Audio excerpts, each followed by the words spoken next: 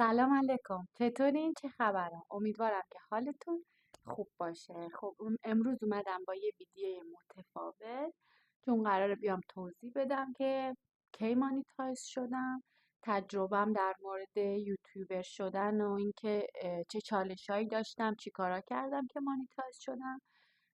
در آخرم بهتون بگم که چطوری قراره درآمدتون رو توی ترکیه نقد کنید و در کل در حال حاضر درآمد من از ویدیو یوتیوب چقدره. پس اگه منو تا حالا لایک و سابسکرایب نکردی لایک و سابسکرایب کن و بشین و تا آخر ویدیو رو تماشا کن. پس بزن بریم. خب اول از همه بهتون بگم که حتما خیلیا هستن، یعنی یوتیوبر هایی هستن که یه عالمه نکته ها و ترفنده و اینا رو در مورد یوتیوب و یوتیوبر شدن و اینا رو میگم. من اصلا نمیخوام وارد اینا بشم چون نه تخصصش رو دارم نه اینکه اصلا حوزه کاری من در این مورده. من در مورد تجربه شخصی خودم میخوام حرف بزنم. تقریبا 2 سال پیش، 2 سال 2 سال و نیم پیش که من تصمیم گرفتم که ویدیو یوتیوب بسازم، هیچ اطلاعاتی در موردش نداشتم، در حدی که اگه برید اولین ویدیوی منو ببینید، من ویدیو رو در موبایل رو عمودی گرفتم، ویدیو رو عمودی آپلود کردم، نمیدونستم که حتی باید گوشیمو افقی بگیرم. زمانی که شروع کردم فقط اینو میدونستم که من میتونم با آپلود کردن ویدیو توی یوتیوب درآمد داشته باشم. اینکه اصلا چجوری میشه این درآمد رو نقد کرد، اصلا چجوری باید ویدیو بسازم، هیچی نمیدونستم. شروع کردم به تحقیق و جستجو در مورد اینکه اصلا ویدیو رو چجوری باید بسازم، کوتاه باشه، بلند باشه، چجوری باشه و اینا. تحقیق و جستجو کردم و اینا شروع کردم به ویدیو ساختن. بعد از اینکه حالا مثلا توی زمانی که ویدیو می ساختم هی یاد می گرفتم که اوکی الان ویدیو بعدی گوشی رو افقی بگیرم، بهتره که تایمم انقدر باشه، بهتره اینطوری صحبت کنم و اینا. دیگه خودم رو انداختم تو چالش یوتیوب شدن. ولی از اول یوتیوب برای من زیاد موضوع جدی نبود واسه اینکه یعنی درآمد داشته باشم و اینا. یعنی گفتم که حالا این کار رو انجام میدم، ولی از اول پایم رو بر این اساس گذاشته بودم که حتما باید مانیتایز بشم. یعنی اینکه نشد نداره، شده مثلا 1 سال، شده 4 ماه، شده 2 سال، اصلا برام مهم نبود چقدر زمان میبره، ولی هدفم این بود که حتما این مسیر رو تا تهش برم. راستش وقتی ویدیوها رو میدیدم توی یوتیوب، مثلا اکثرا اینجوری بود که من 2 ماهه مانیتایز شدم، 4 ماهه، 6 ماهه، دیگه پر 1 ساله بود و اینا. این یه ذره مثلا منو بیشتر به چالش مینداخت، ولی ناامیدم نمیکرد، یعنی گیواب نمیکردم و اینا.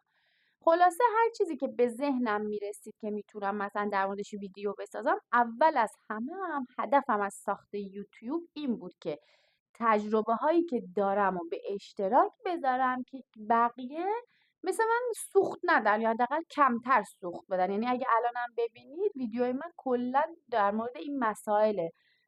تجربه هم در مورد اقامت گرفتن ترکیه اصلا چجوریه، چون من زمانی که پیج اینستاگرام داشتم یک عالمه از من میپرسن که ما بیایم ترکیه چطوری و فلان و اینا.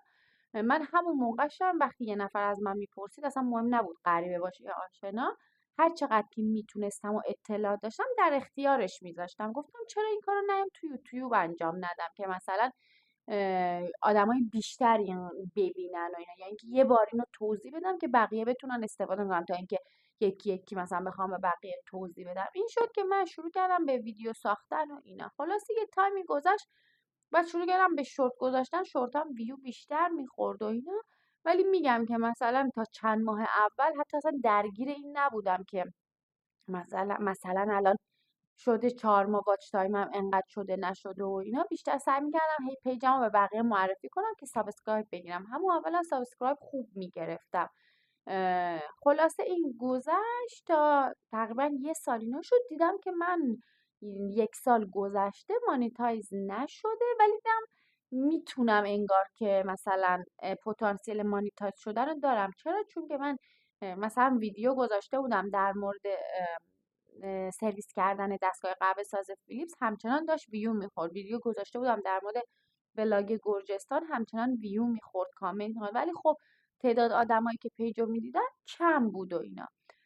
بعد از اون نشستم چیکار کردم، سرچ کردم در مورد آدمایی که دارن تو مثل من، یعنی حوزه کاری منو انجام میدن. پس اولین نکته، اگه یوتیوبری داری اولی بار ویدیوی منو میبینی و میخوای تجربه منو بدونی، اولین نکته اینه که شما هر حوزه‌ای که داری روش کار میکنی باید بری اون آدما رو که با این راه رو رفتن و تجربه بیشتر از تو دارن رو پیدا کنی و دونه دونه بشینی ویدیوهاشون رو ببینی، مدل حرف زدناشون، حتی اون تایتلایی که میزنن و اینا همه رو چک کنی. من اومدم این کارو کردم. بعد از اینکه این کارو کردم بعد از 1 سال اومدم ویدیوی بعدی رو که میخواستم آپلود کنم کلا یه مدل دیگه انجام دادم. یعنی به جای اینکه بشینم خیلی مثلا جدی و اینا صحبت کنم، رفتم تو محیط بیرون در حالی که داشتم کارمو میکردم. حتی ویدیوش هم شاید دیده باشید، حالا میذارم لینکشو. من اصلا با اون ویدیو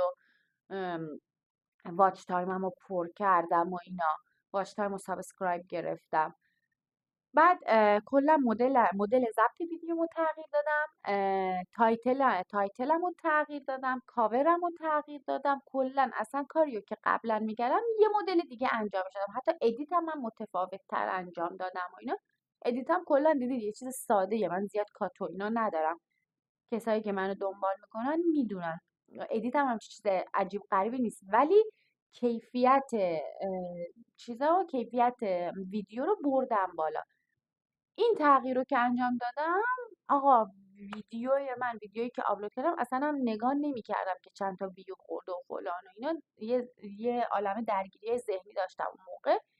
3 ساعت که گذشت دیدم یهو ویدیوم تو اون 3 ساعت 285 نفر دیدنش. اصلا من ویدیوم مثلا شاید توی هفته انقدر ویو میخورد و اینا دیگه. همون موقع فهمیدم که این ویدیو گرفته. بعدم یه عالمه کامنت میگرفت و اینا. پس اگه دیدید مانیتایز نمیشید باید تغییر ایجاد کنید. یه جای کار اشکال داره، یا تایملاینتونه، کاورتونه، تایتلتونه، کیفیت ویدیو. من کیفیت ویدیو از زمانی که رفتم توی نور طبیعی ویدیو ضبط کردم، و وقتی نور طبیعی ضبط میکنی یعنی بهترین نوع نوره، خود به خود کیفیت ویدیو هم میره بالا. خب این اولین چیزی بود که من بهش رسیدم و انجامش دادم، نتیجهش هم دیدم. دومین چیزی که من بهش رسیدم این بود که شما، یعنی ما باید به عنوان یوتیوبر نباید به عنوان سرگرمی نگاه کنیم، باید به عنوان شغل بهش نگاه کنی و کامل وقت براش بذاری و یوتیوب اینو متوجه میشه که شما داری وقت میذاری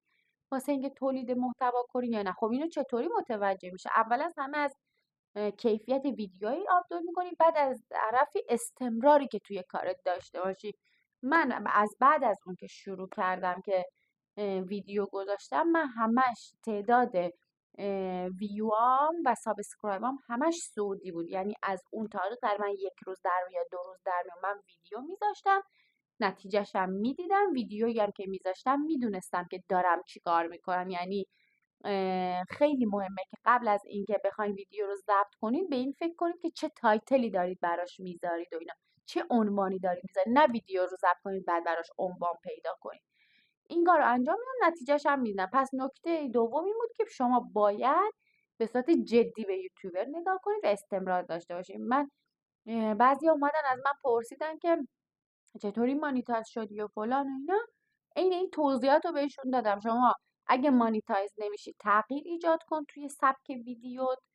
صرفا ممکنه شما اون عنوانی که داری در موردش ویدیو درست میکنی عنوان خوبی باشه، فقط نحوه ارائت خوب نباشه، یعنی پرفورمنست خوب نباشه، از نظر نور خوب نباشه، از نظر صدا خوب نباشی و اینا. بعد اون کارم که انجام دادم، دقیقا من اولین ویدیویی که گذاشتم باش مانیتایز شدم بود، الان 30,000 تا اینا ویو خورده. ویدیوی بعدیم 70 خورده ویو خورد، هی سابسکرایبرم زیاد میشد.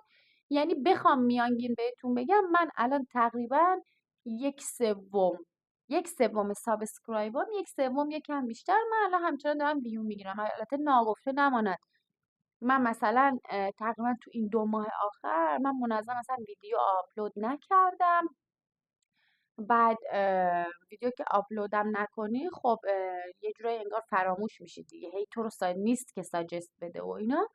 درآمدت هم میاد پایین. خب این از این. من به محضی که این کار رو شروع کردم دیگه میدونستم مانیتایز میشم، با صبر میکردم که هی آپدیت بشه، واچ تایم من پر بشه. دقیقا روز آخر آگست من مانیتایز شدم.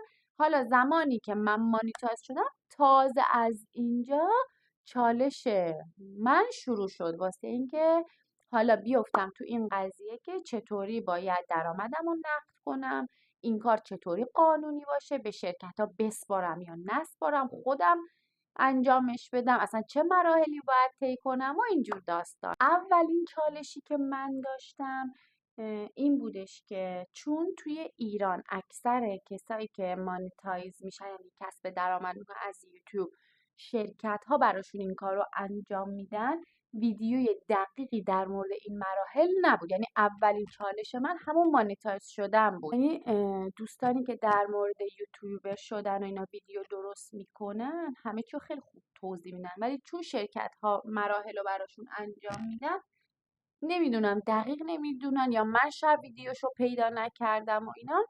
این برای من چالش بود. حالا چجوری چالش بود؟ من واچ تایمم پر شده بود، سابسکرایبم پر شده بود، ایمیل اومده بود که شما مانیتایز شدی. خب بعد از اینکه مانیتایز میشی باید بیفتی تو دنبال کارهای گوگل ادسنس. این قسمت چالش برانگیزه به خاطر اینکه من نمیدونستم باید چجوری گوگل ادسنس رو راه اندازی کنم. این یک. دو، ویدیوی ایرانی براش پیدا نمیکردم و ویدیو خارجی سرچ میکردم. و چالش بعدی هم اون برگه مالیاتی بود که باید خودم پرش میکردم، چون من میخواستم درآمدم رو خودم نقد کنم، نمیخواستم با شرکت ها کار کنم، چون توی ترکیه بودم، دسترسیشو داشتم و از طرفی هم در موردش تحقیق کرده بودم که میتونم قانونی این کار رو انجام بدم. پس ما دو تا چالش داشتیم. اول از همه این که ادسنس رو راه اندازی کنیم، دوم این که چطوری این درآمد رو قانونی نقد کنیم. خب واسه راه اندازی ادسنس این خودش یه چیزی حدود بگم شاید 2 ماه اینا زمان میبره. چرا؟ به خاطر اینکه شما زمانی که اطلاعات شخصیتون رو پر میکنید 2 تا مرحله دارید. اول از همه باید آدرستون تایید بشه، دوم از همه باید حساب بانکیتون تایید بشه. واسه اینکه آدرستون تایید بشه باید اطلاعات شخصیتون رو پر کنید، آدرستون رو پر کنید و اینکه فرم مالیاتی رو پر کنید. خب بعد از اینکه اطلاعات شخصیمون رو یعنی اومدیم اکانت ادسنس درست کردیم، واسه اکانت ادسنس هم شما باید یه ایمیل داشته باشید، اطلاعات شخصیتون رو وارد کنید، آدرستون رو وارد کنید. بعد همه اینا مثلا چیزی که تو یوتیوبران نمیگن اینه که همه اینا زمان بره. یعنی شما زمانی که اطلاعات شخصیتون رو وارد میکنید چند روز زمان میبره، ممکنه اصلا 10 روز زمان، ممکنه 2 هفته زمان میبره. اونجا خودش این نوتیفیکیشن میده، زمان میبره تا تایید بشه. بعد از اینکه تایید شد مثلا از تو میخواد که یه مدرک مثلا یا گواهینامه یا کارت اقامتت آپلود کنی که باز دوباره اونا اینا همه زمان میبره. همین باعث میشه شما واسه اینکه اون درآمد رو داشته باشی ممکنه حدود 4 ماه درگیر باشی. این چیزی که اصلا نمیگن. ولی نکتهش اینه که از زمانی که شما مانیتایز میشید توی صندوقتون پولتون جمع میشه.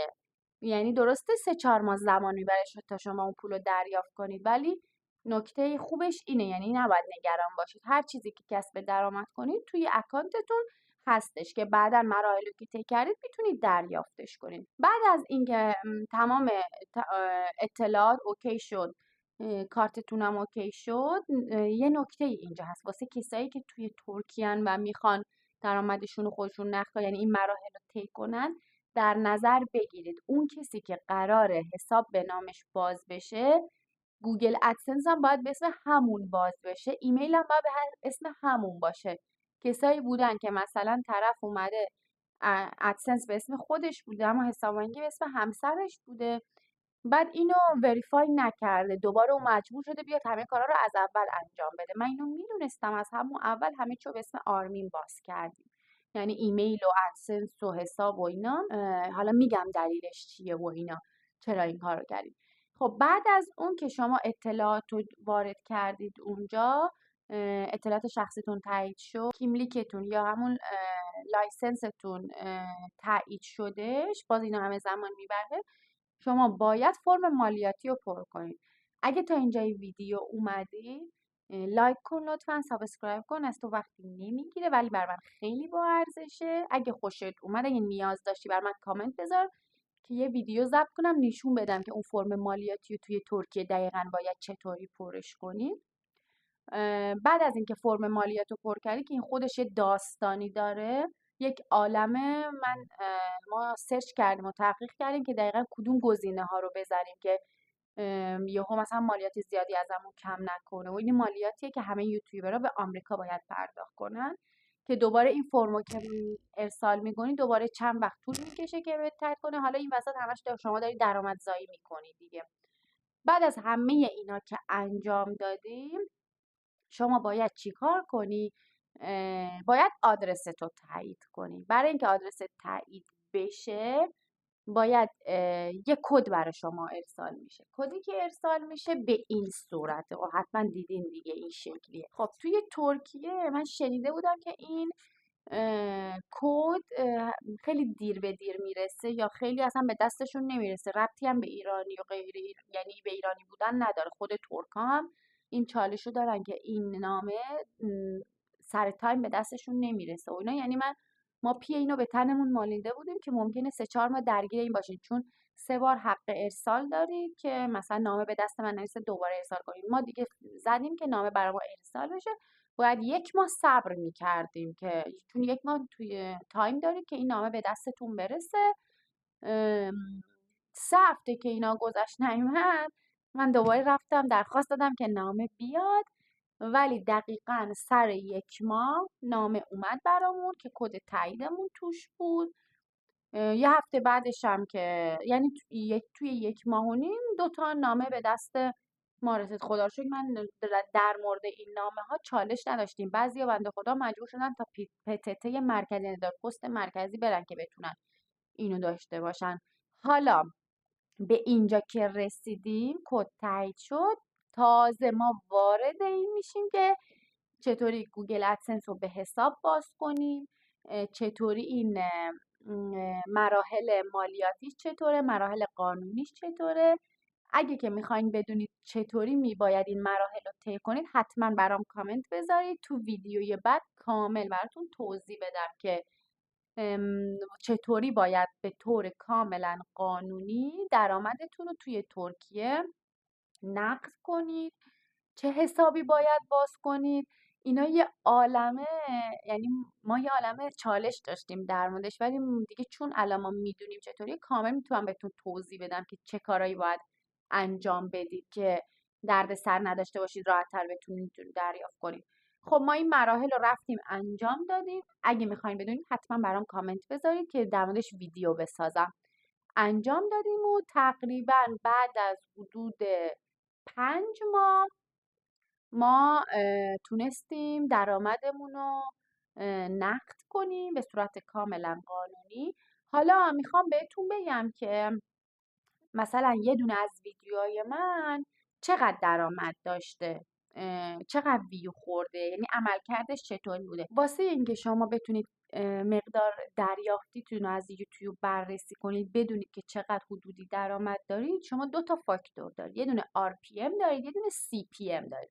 RPM مقدار پولیه که یوتیوب به ازای هر 1000 بازدیدی که شما میگیرید به شما پرداخت میکنه.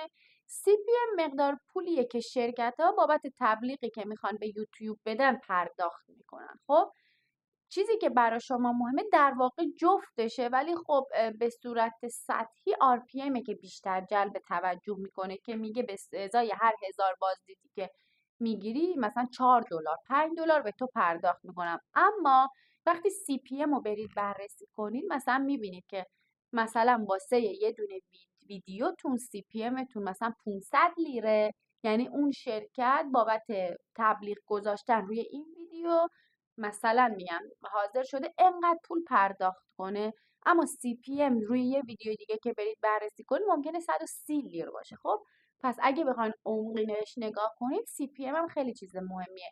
این یوتیوب استودیو که تمام دیتیل میذاره براتون، واقعا اگه بلد باشید که باهاش کار کنید، یعنی بشینید پاشو زیر و روش کنید، خیلی اطلاعات مفیدی میده. یعنی قشنگ به شما یه چراغ راهی نشون میده که بتونید که بدونید چطوری باید تولید محتوا کنید و افزایش درآمد داشته باشید. مثلا الان من اگه بخوام یه دونه ویدیومو بهتون بگم، حالا همون ویدیویی میگم که راجع به کلاهبرداری گذاشتم و 70,000 خورده‌ای ویو خورد. خب من الان اینجا باز میکنم اطلاعاتشو. خب الان این ویدیوی من 73,000 کا ویو خورده. درآمد دریافتی من از این یه دونه ویدیو از تقریبا از همون آخر آگست که شروع کرده، در واقع باید سپتامبر رو در نظر بگیرم چون روز آخر آگست شروع کرد به درآمد دادن. از اول سپتامبر یه چیزی حدود 4,000 لیر بوده و اگه بخوام که اوریج ویو دیوریشنش هم حدودا 6 دقیقه بوده. حالا اگه بخوام چک کنم که RPM این یه دونه ویدیو چقدر بوده، RPM این ویدیو حدودا 60 لیر بوده برای من. ناگفته نماند این الان مثلا 73,000 تا ویویی که خورده، چون من مانیتایز نشده بودم اون موقع یعنی این درآمد مربوط به 73,000 تا نیستش. خب الان شما خودتون یه حساب کتاب بکنید دستتون میاد. چرا من میگم لیر؟ چون ما ترکیه داریم زندگی میکنیم، باید بر حسب لیر حساب کنیم، درآمد رو به صورت لیر میگیریم، چون مالیات هم به صورت لیری از ما کم میشه دیگه. اینکه من راضیم یا راضی نیستم، اول از همه باید بگم که من از این کار خیلی خوشم میاد، یعنی لذت میبرم. چرا؟ چون برای من چالش داره و من میتونم یه چیز جدید یاد بگیرم. یعنی ادیت یاد گرفتم، با یه سری کلی آدم دوست شدم، کلی آدم از جای مختلف دنیا باشون در ارتباطن که برای من این قضیه خیلی جالب و جذابه. درسته که درآمد آنچنانی نیست، ولی خب من تازه شروع کردم به درآمدزایی و با این قضیه اوکیم، مشکلی ندارم. ولی باید اینو بدونید که اگه میخواین اوکی پتانسیل درآمد خیلی بیشتر رو داره، ولی به همون مقدار باید براش وقت گذاشته بشه، به همون مقدار باید حرفه‌ای‌تر تولید محتوا کنید تا بتونید موفق بشید. این بود تجربه من در مورد یوتیوب و یوتیوبر شدن. اگه که میخواین در مورد اینکه چطوری درآمدم رو نقد کردم از طریق قانونی توی ترکیه و این کار رو خودم انجام دادم، هیچ شرکتی انجام ندادش، برام کامنت بذارید تا ویدیوشو بسازم. امیدوارم ویدیو براتون مفید باشه، به دردتون خورده باشه. به امید موفقیت تک تکتون و امیدوارم اگه تازه کاری داری این ویدیو رو میبینی به دردت خورده باشه، ناامید نشی و راحت ادامه بدی. هر سوالی داری بپرس از من، هر چقدر بلد باشم جواب میدم بهتون. شاد باشید و خدا نگهدار.